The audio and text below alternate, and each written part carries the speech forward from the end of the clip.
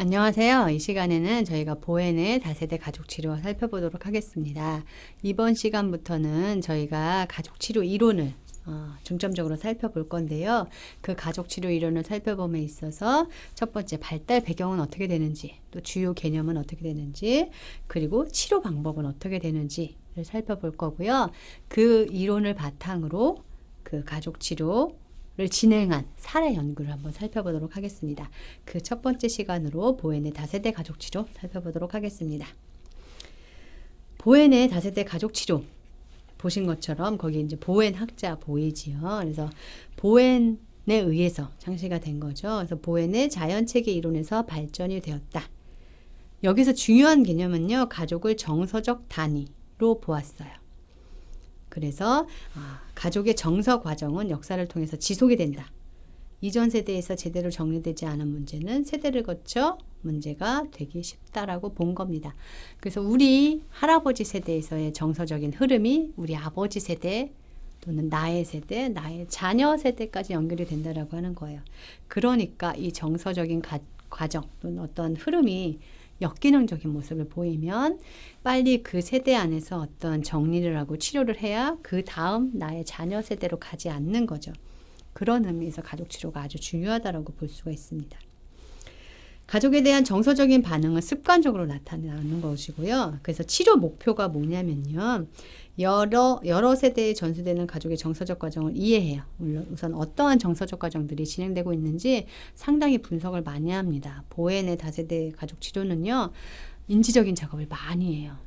그래서 상당히 분석을 많이 하고요. 질문도 많이 해요. 왜냐하면 파악해야 되니까 이 가족이 어떤 정서적인 흐름 속에 있는지를 이해해야 되니까 질문도 많이 하는 인지적인 접근을 많이 하고요.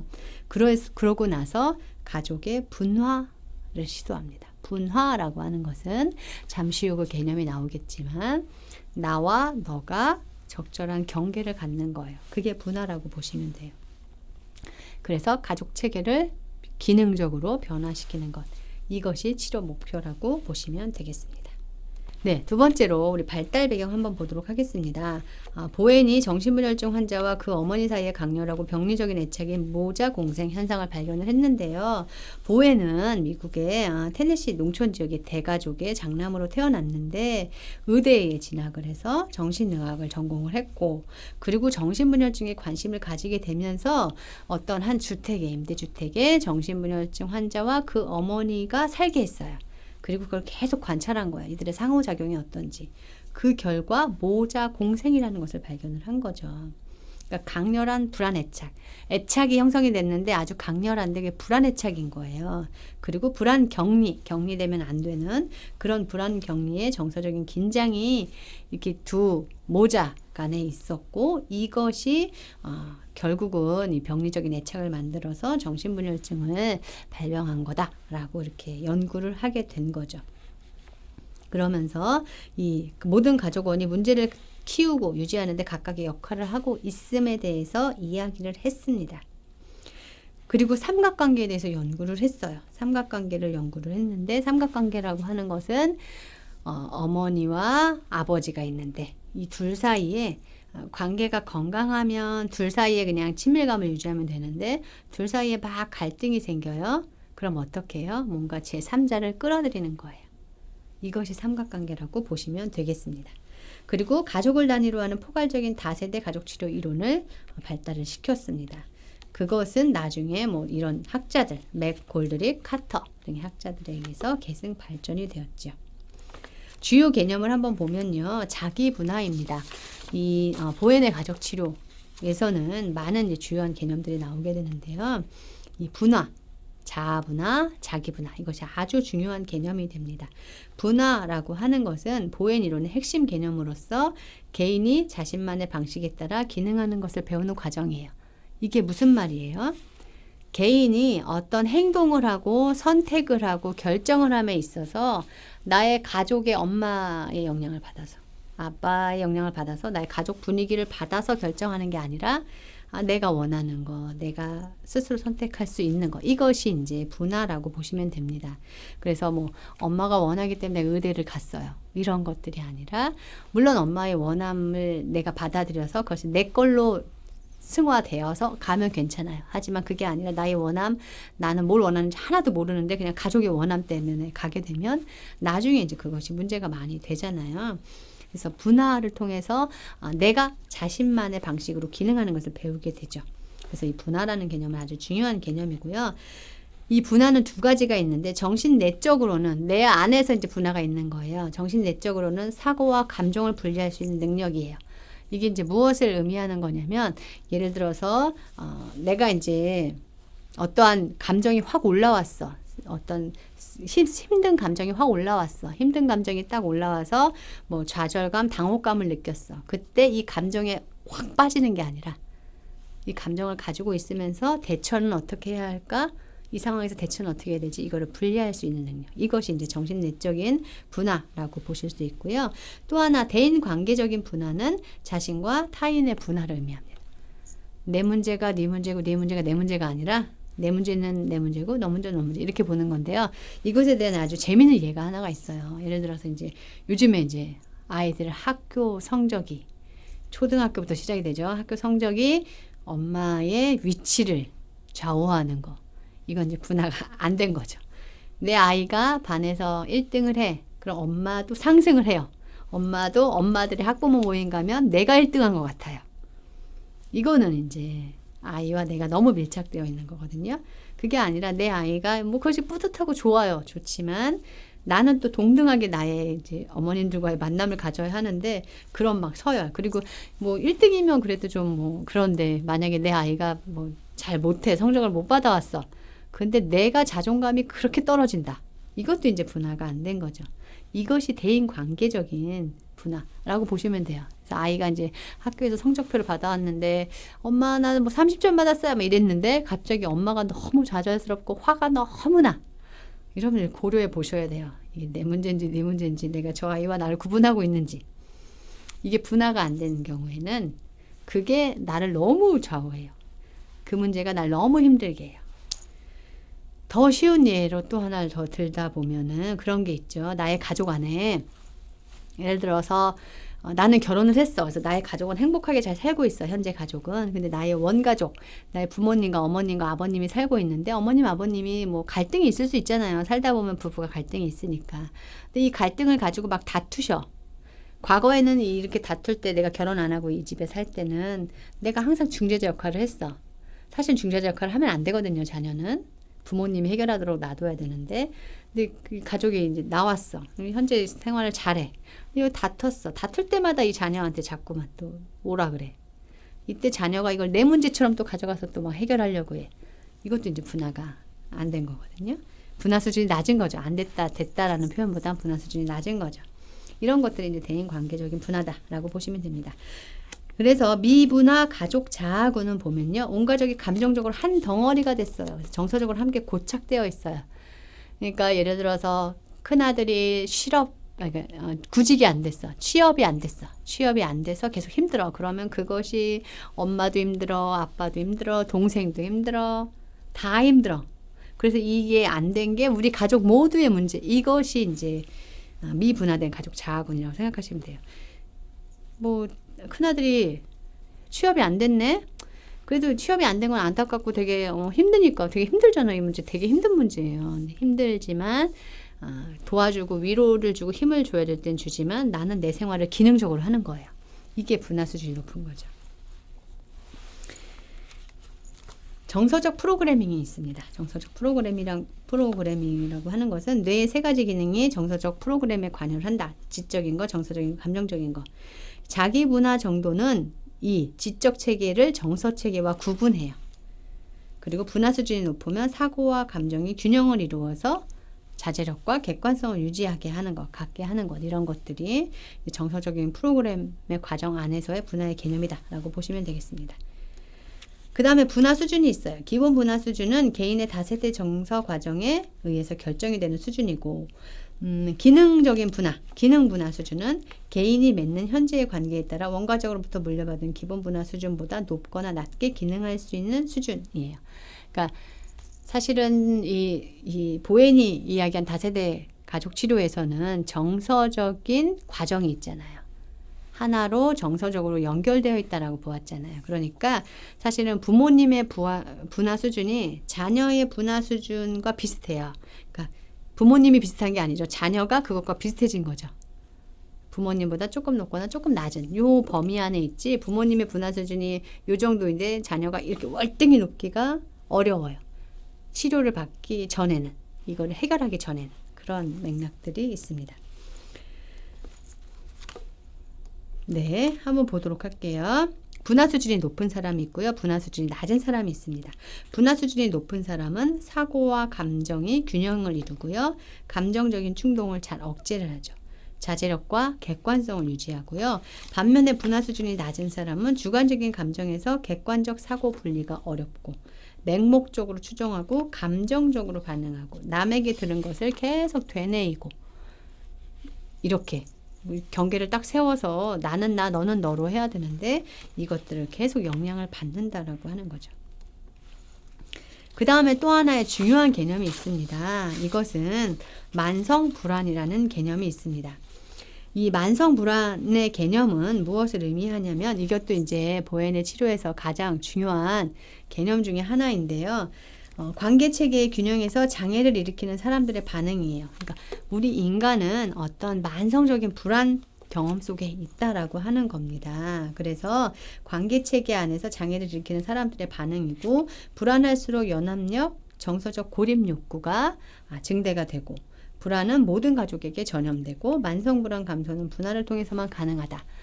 그러니까 인간은 만성적인 급성 불안이라고 하는 거는요, 갑자기 차가 확 달려올 때 내 안에 불안이 확 올라오잖아요.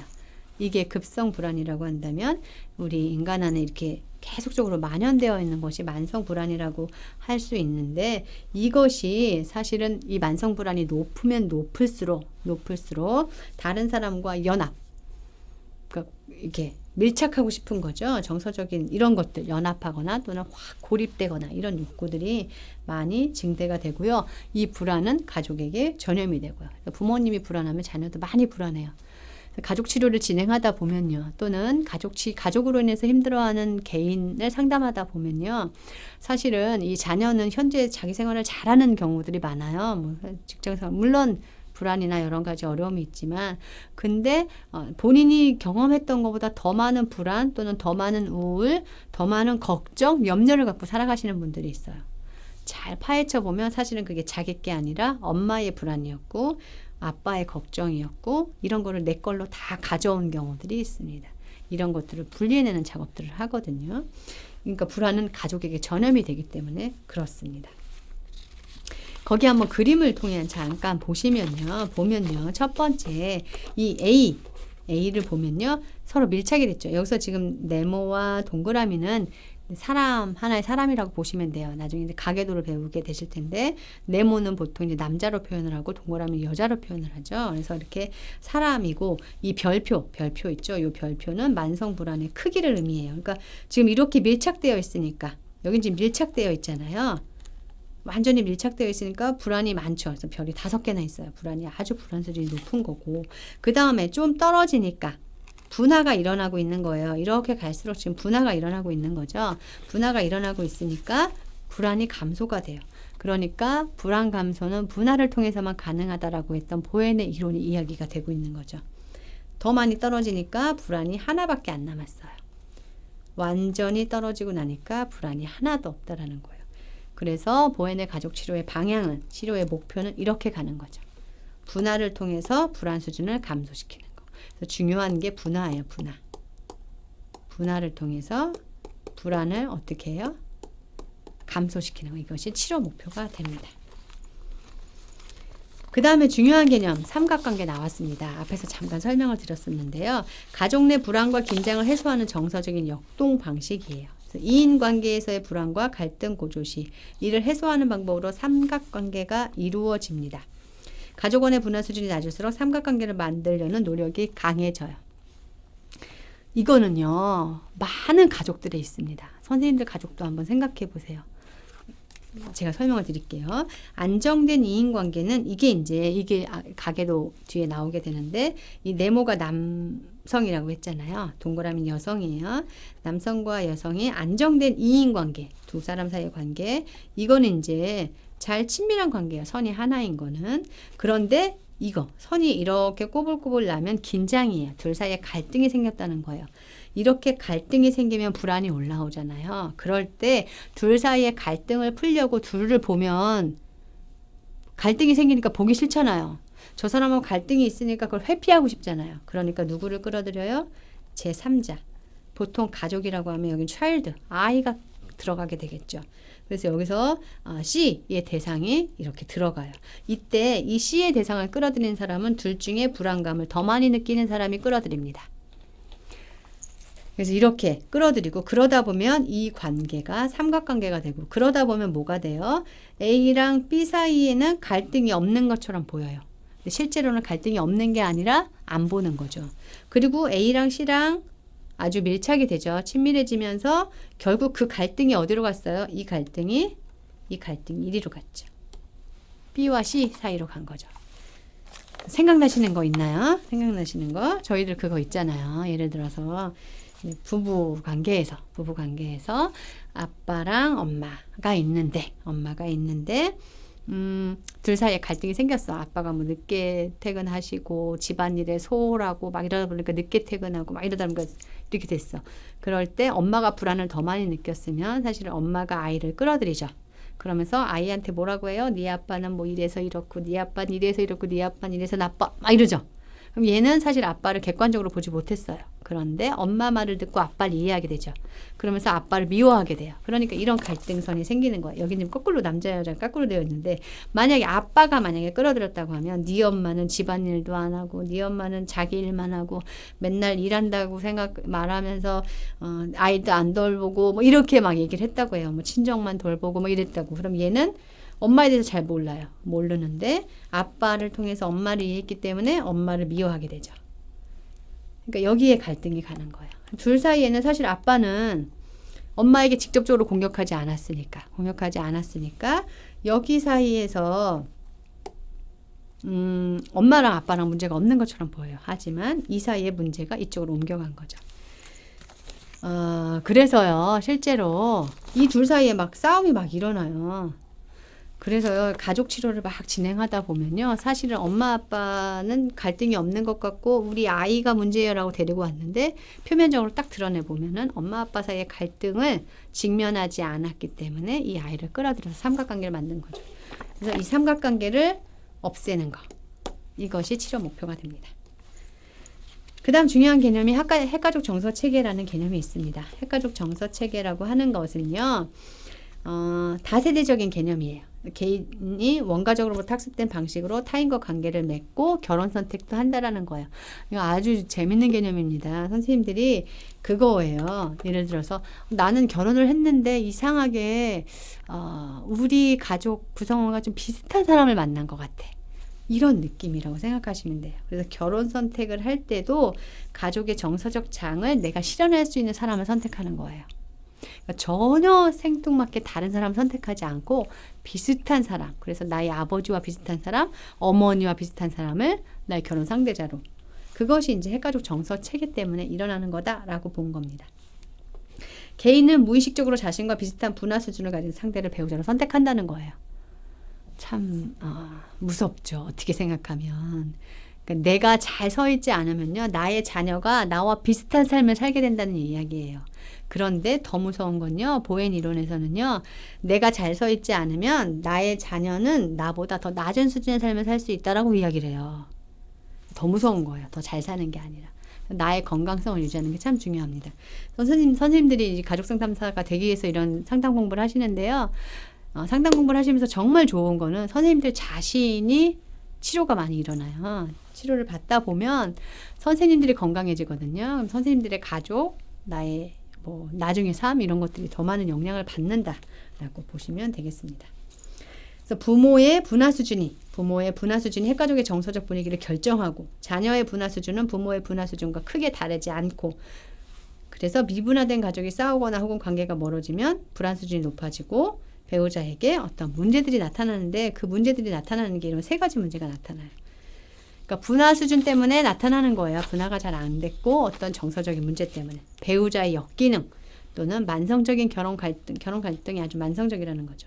자녀의 역기능. 그래서 가족 치료를 할 때 가장 먼저 문제시돼서 오시는 분들이 부부 갈등으로 오시는 분들보다는요. 나의 자녀가 요즘 문제가 많아요 라고 오시는 분들이 많아요. 근데 그 자녀의 문제는 결국은 가족 안의 역동이거든요. 그래서 자녀의 역기능을 통해서 가족 치료, 부부 치료를 시작하시는 분들이 많이 있습니다. 그 다음에 개념이 이제 가족 투사 과정이에요. 가족 투사 과정이라고 하는 것은 미성숙한 부모가 가족 체계나 부부 체계를 안정시키기 위해서 무의식적으로 자녀 중에 가장 취약한 자녀를 투사 대상으로 선택해서 나의 어려움이 너의 어려움, 나의 불안이 너의 불안 이렇게 그래서 이 자녀가 그걸 다 가져가죠. 부모의 어려움을 다 가져가요. 이것이 세대를 통해서 만약에 전수된다고 생각해 보세요. 어머니 아버지가 있었는데 이 할머니 할아버지를 통해서 가장 취약한 누군가에게 이 불안이 다 왔어.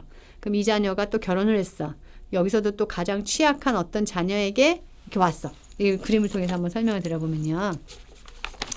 보세요. 할머니 할아버지가 이렇게 있는데 여기를 통해서 가장 취약한 자녀에게 갔겠죠. 불안이.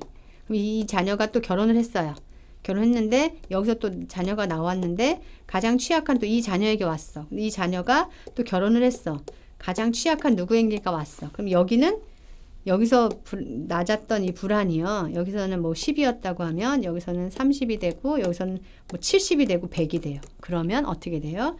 여기서 정신분열증이 나와요. 이게 다세대 전수 과정이고요. 이 분화 수준이 갈수록 점점 더 낮아지는 거고 이것이 가족 투사 과정. 가장 취약한 자녀가 가장 문제를 많이 갖게 되면서 이 문제가 점점 커진다라고 하는 겁니다. 그래서 여기서 정신분열증이 나온다라고 보고 있습니다. 그 다음에 정서적 단절이라고 하는 게 있어요. 정서적 단절은 자녀가 원가족과의 접촉을 끊어버리는 거예요. 그런데 끊었다고 해서 단절된 건 아니에요. 너무 부모님이 싫어서 저기 해외 이민 가서 살아. 그렇다고 정서적으로 끊어졌을까요? 정서적으로 끊는 건 그런 거리감으로 끊어지는 게 아닙니다. 치료를 통해서 끊어지는 거죠. 다세대 전수 과정이 있어요. 다세대 전수 과정도 가족의 정서 과정은 여러 세대에 걸쳐 반복되는데 투사 과정이 반복될 경우 점진적으로. 그래서 아까 제가 이제 가계도 그림을 통해서 보여드렸던 것처럼 끝에 가면 결국은 거기서 우울증, 강박증, 정신분열증 나올 수 있다라는 겁니다. 그리고 형제 자매 위치에 따라서도 특정 역할과 기능이 있다라고 설명을 하였고요. 사회적 정서 과정에 대해서도 설명했어요. 그러니까 가족만 정서 과정이 있는 게 아니라 사회에도 있다라는 거예요. 그래서 사회에서의 불안과 스트레스가 높을 때 융화가 많이 돼요. 구성원들의 이기심, 공격성, 회피성이 높아진다라는 거예요. 사회 집단도 가족 집단과 마찬가지로 분화 수준이 높을수록 좀 더 협동적이고 다른 사람의 복지를 고려하는데 사회도 집단의 분화 수준이 낮을수록 너무 많이 엉켜 있으면 구성원들의 이기심, 공격성, 회피성이 매우 높아진다라는 의미입니다. 이렇게 해서 이번 시간에는 보행 치료를 한번 살펴보았는데요. 보행 치료의 발달 배경은 어떠한지 또 그 보행 치료 안에 있는 주요 개념은 어떠한지 살펴보았습니다. 수고하셨습니다.